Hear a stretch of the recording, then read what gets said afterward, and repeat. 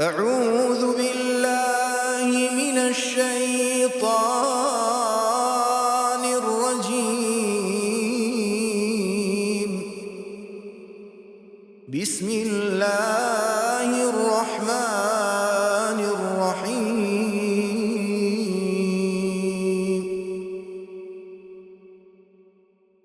والذين ينقضون عهد الله من بعد ميثاقه ويقطعون ما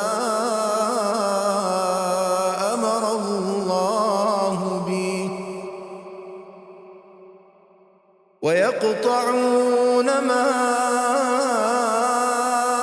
الله به أن يوصل ويفسدون في الأرض أولئك لهم اللعنة ولهم سوء الدار.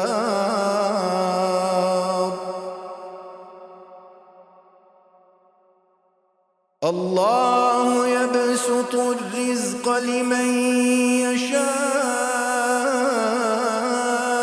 ويقدر وفرحوا بالحياة الدنيا وما الحياة الدنيا في الآخرة إلا متاع.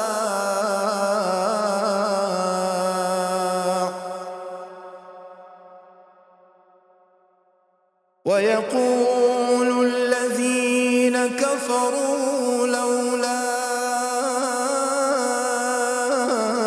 أنزل عليه آية من ربه قل إن الله يضل من يشاء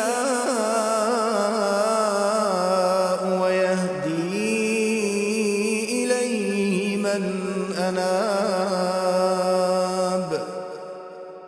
الذين آمنوا وتطمئن قلوبهم بذكر الله